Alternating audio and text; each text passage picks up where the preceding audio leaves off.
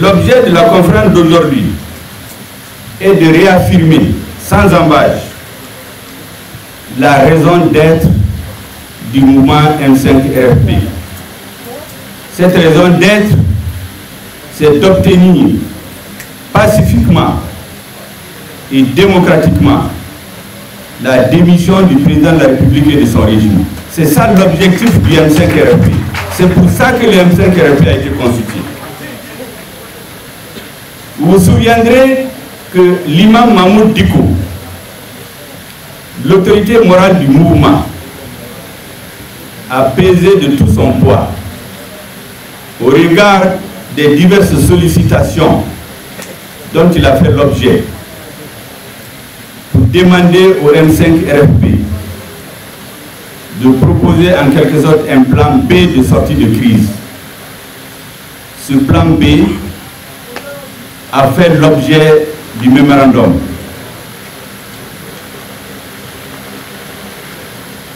Mais qu'est-ce que nous avons eu en retour?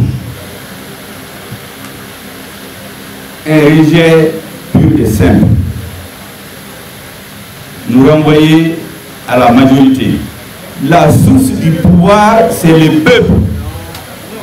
Ce n'est pas Ibeka, ce n'est pas les partis qui le soutiennent.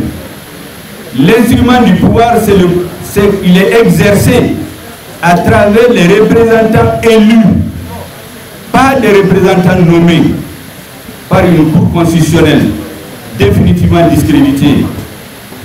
La finalité du pouvoir, c'est de l'exercer pour rendre le peuple heureux. Est-ce qu'aujourd'hui le peuple malien est heureux de ce qui est en train de se passer? Nous disons non. Une institution non encore créée, il commence à distribuer des places.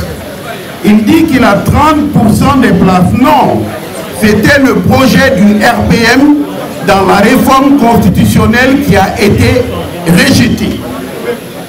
C'était un projet qu'il fallait donner 30% au président de la République pour nommer les membres du Sénat. Ce n'est pas un acquis constitutionnel et ça n'a rien de légal.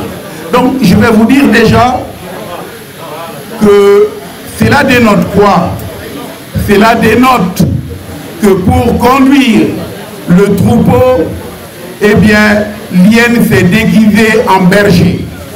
Et c'est dangereux. Quand l'hyène arrive à porter les habits du berger pour conduire le troupeau, on peut être sûr des dégâts.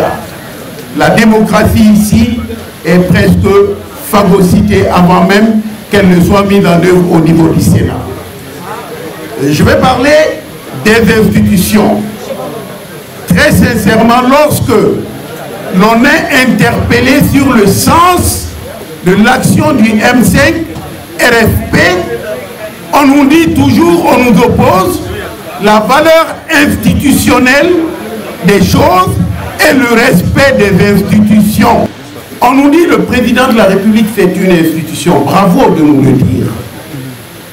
On nous dit il faut respecter les constitutions. Bravo.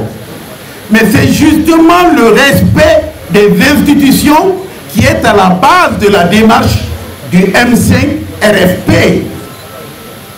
Le président de la République a prêté un serment dans lequel il a pris plusieurs engagements. Mais pour en faire l'économie, il a juré devant le peuple malien, il a juré devant Dieu et le peuple malien. Telle est l'expression de notre Constitution, de garantir l'application des lois et de la Constitution. Alors là, c'est un serment, j'allais dire, décisoire. Je jure devant Dieu et devant les hommes, le peuple malien, de faire appliquer les lois et de respecter la Constitution. Alors voyons si le président de la République a respecté la Constitution ou pas. En matière d'Assemblée nationale, le mandat des députés est fixé par l'article 61 de la Constitution qui dit que c'est de 5 ans, pas un jour de plus. En l'absence de toute réforme de la Constitution, nul n'a le pouvoir d'ajouter un seul jour au mandat des députés.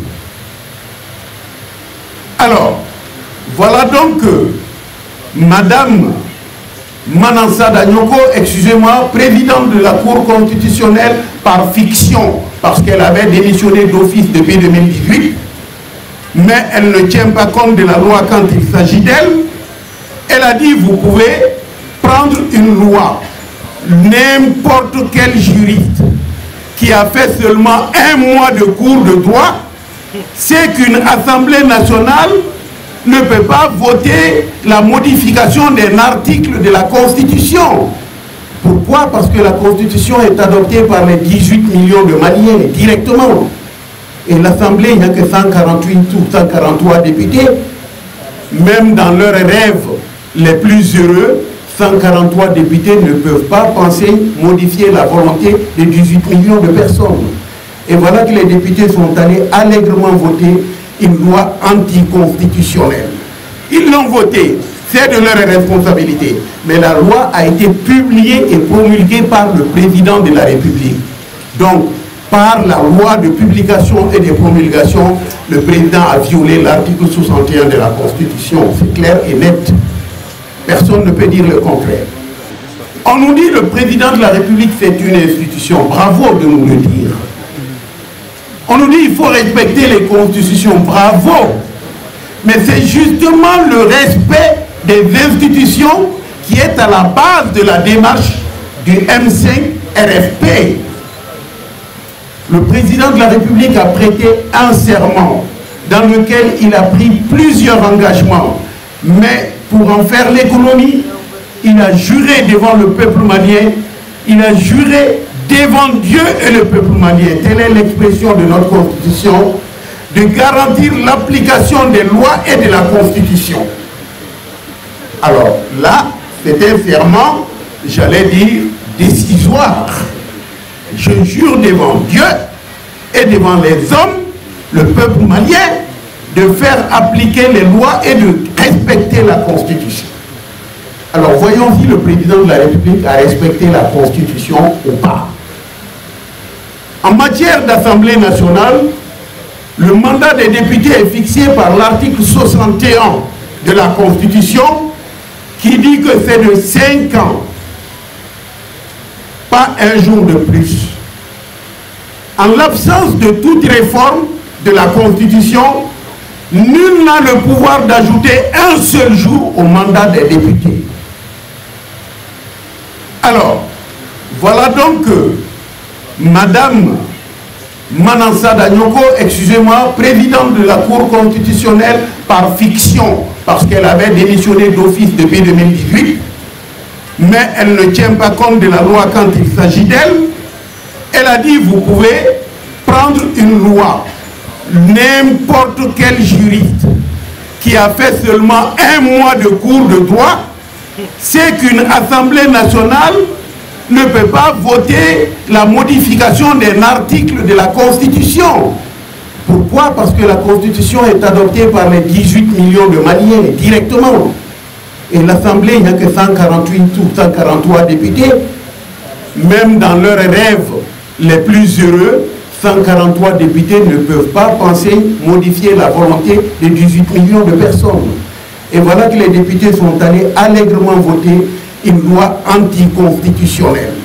Ils l'ont votée, c'est de leur responsabilité. Mais la loi a été publiée et promulguée par le président de la République.